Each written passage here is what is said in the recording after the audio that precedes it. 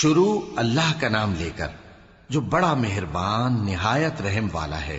کاف ہا یا عین صاد، یہ تمہارے پروردگار کی مہربانی کا بیان ہے جو اس نے اپنے بندے زکریا پر کی تھی جب انہوں نے اپنے پروردگار کو دبی آواز سے پکارا اور کہا کہ اے میرے پروردگار، میری ہڈیاں بڑھاپے کے سبب کمزور ہو گئی ہیں اور سر سفید بالوں کی وجہ سے چمکنے لگا ہے، اور اے میرے پروردگار، میں تجھ سے مانگ کر کبھی محروم نہیں رہا، اور میں اپنے بعد اپنے بھائی بندوں سے ڈرتا ہوں، اور میری بیوی بانجھ ہے، پھر بھی مجھے اپنے پاس سے ایک وارث عطا فرما جو میری اور اولاد یعقوب کی میراث کا مالک ہو، اور اے میرے پروردگار اس کو خوش اخلاق بنائیو۔ فرمایا اے زکریا، ہم تم کو ایک لڑکے کی بشارت دیتے ہیں جس کا نام یحییٰ ہوگا، اس سے پہلے ہم نے اس نام کا کوئی شخص پیدا نہیں کیا۔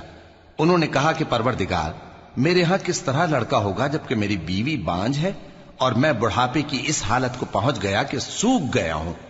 حکم ہوا کہ اسی طرح ہوگا۔ تمہارے پروردگار نے فرمایا ہے کہ مجھے یہ آسان ہے، اور میں پہلے تم کو بھی تو پیدا کر چکا ہوں اور تم کچھ چیز نہ تھے۔ کہا کہ پروردگار میرے لیے کوئی نشانی مقرر فرما۔ فرمایا نشانی یہ ہے کہ تم صحیح و سالم ہوتے ہوئے 3 رات دن لوگوں سے بات نہ کر سکو گے۔ پھر وہ عبادت کے حجرے سے نکل کر اپنی قوم کے پاس آئے تو ان سے اشارے سے کہا کہ صبح و شام تسبیح کرتے رہو۔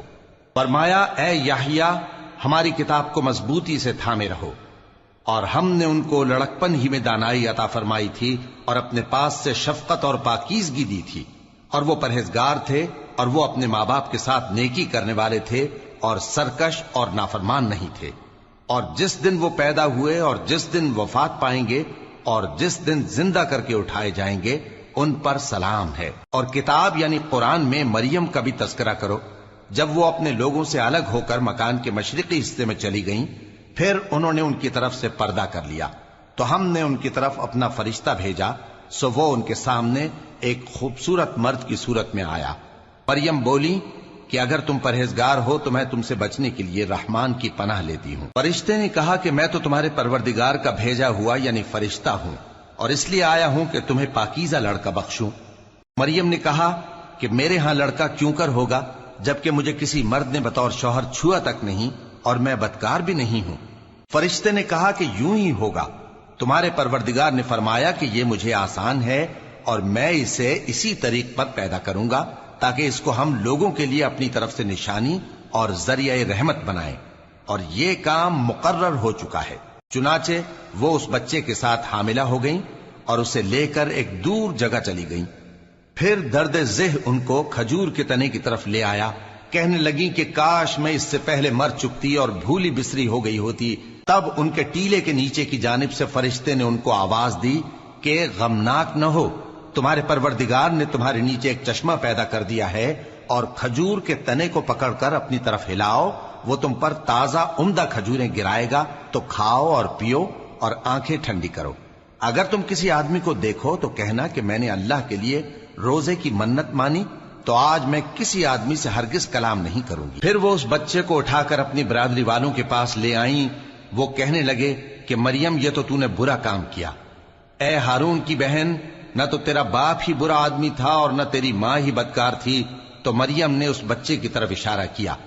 وہ بولے کہ ہم اس سے کہ گود کا بچہ ہے کیسے بات کریں؟ بچے نے کہا کہ میں اللہ کا بندہ ہوں، اس نے مجھے کتاب دی ہے اور نبی بنایا ہے، اور میں جہاں ہوں اور جس حال میں ہوں اس نے مجھے صاحب برکت بنایا ہے، اور جب تک زندہ ہوں مجھ کو نماز اور زکوٰۃ کا ارشاد فرمایا ہے، اور مجھے اپنی ماں کے ساتھ نیک سلوک کرنے والا بنایا ہے اور سرکش و بدبخت نہیں بنایا، اور جس دن میں پیدا ہوا اور جس دن مروں گا اور جس دن زندہ کر کے اٹھایا جاؤں گا مجھ پر سلام ہے۔ یہ مریم کے بیٹے عیسیٰ ہیں، اور یہ سچی بات ہے جس میں لوگ شک کرتے ہیں۔ اللہ کو شایع نہیں کہ کسی کو بیٹا بنائے، وہ پاک ہے، جب کسی چیز کا ارادہ کرتا ہے تو اس کو یہی کہتا ہے کہ ہو جا تو وہ ہو جاتی ہے، اور بے شک اللہ ہی میرا اور تمہارا پروردگار ہے، تو اسی کی عبادت کرو، یہی سیدھا رستہ ہے۔ پھر اہل کتاب کے فرقوں نے باہم اختلاف کیا، سو جو لوگ کافر ہوئے ہیں ان کو بڑے دن یعنی قیامت کے روز حاضر ہونے سے خرابی ہے۔ وہ جس دن ہمارے سامنے آئیں گے کیسے سننے والے اور کیسے دیکھنے والے ہوں گے، مگر ظالم آج کھلی گمراہی میں ہیں، اور ان کو حسرت و افسوس کے دن سے ڈرا دو جب بات فیصل کر دی جائے گی اور وہ غفلت میں پڑے ہوئے ہیں اور ایمان نہیں لاتے۔ ہم ہی زمین کے اور جو لوگ اس پر بستے ہیں ان کے وارث ہوں گے، اور ہماری ہی طرف ان کو لوٹنا ہوگا۔ اور کتاب میں ابراہیم کا ذکر کرو، بے شک وہ نہایت سچے تھے، پیغمبر تھے۔ جب انہوں نے اپنے باپ سے کہا کہ ابا، آپ ایسی چیزوں کو کیوں پوچھتے ہیں جو نہ سنیں اور نہ دیکھیں اور نہ آپ کے کچھ کام آ سکیں؟ ابا، مجھے ایسا علم ملا ہے جو آپ کو نہیں ملا، تو میرے ساتھ ہو جائیے، میں آپ کو سیدھی راہ پر لے چلوں گا۔ ابا، شیطان کی پوجا نہ کیجیے، بے شک شیطان اللہ کا نافرمان ہے۔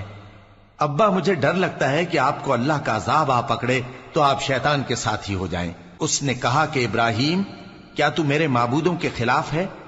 اگر تو باز نہ آئے گا تو میں تجھے سنسار کر دوں گا اور تو ہمیشہ کے لیے مجھ سے دور ہو جا۔ ابراہیم نے سلام علیکم کہا اور کہا کہ میں آپ کے لیے اپنے پروردگار سے بخشش مانگوں گا، بے شک وہ مجھ پر نہایت مہربان ہے۔ اور میں آپ لوگوں سے اور جن کو آپ اللہ کے سوا پکارا کرتے ہیں ان سے کنارہ کرتا ہوں اور اپنے پروردگار ہی کو پکاروں گا۔ امید ہے کہ میں اپنے پروردگار کو پکار کر محروم نہیں رہوں گا۔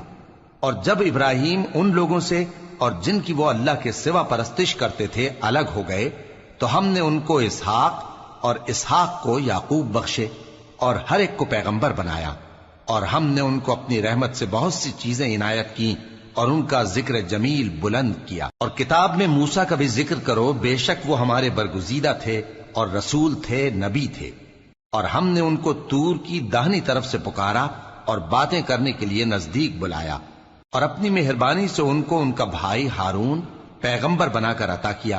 اور کتاب میں اسماعیل کا بھی ذکر کرو، وہ وعدے کے سچے اور رسول تھے، نبی تھے، اور وہ اپنے گھر والوں کو نماز اور زکوٰۃ کا حکم کرتے تھے اور اپنے پروردگار کے ہاں پسندیدہ تھے۔ اور کتاب میں ادریس کا بھی ذکر کرو، وہ بھی نہایت سچے تھے، نبی تھے، اور ہم نے ان کو اونچی جگہ اٹھا لیا تھا۔ یہ وہ لوگ ہیں جن پر اللہ نے اپنے پیغمبروں میں سے فضل کیا، یعنی اولاد آدم میں سے، اور ان لوگوں میں سے جن کو ہم نے نوح کے ساتھ کشتی میں سوار کیا، اور ابراہیم اور یعقوب کی اولاد میں سے، اور ان لوگوں میں سے جن کو ہم نے ہدایت دی اور جنہیں برگزیدہ کیا۔ جب ان کے سامنے ہماری آیتیں پڑھی جاتی تھیں تو سجدے میں گر پڑتے اور روتے رہتے تھے۔ پھر ان کے بعد چند ناخلف ان کے جانشیں ہوئے جنہوں نے نماز کو ضائع کر دیا اور خواہشات نفسانی کے پیچھے لگ گئے، سو ان قریب ان کو گمراہی کی سزا ملے گی۔ ہاں، جس نے توبہ کی اور ایمان لایا اور عمل نیک کیے تو ایسے لوگ بہشت میں داخل ہوں گے اور ان کا ذرا نقصان نہ کیا جائے گا، یعنی ہمیشہ کی بہشتوں میں، جس کا اللہ نے اپنے بندوں سے وعدہ کیا ہے کہ جو ان کی آنکھوں سے پوشیدہ ہے۔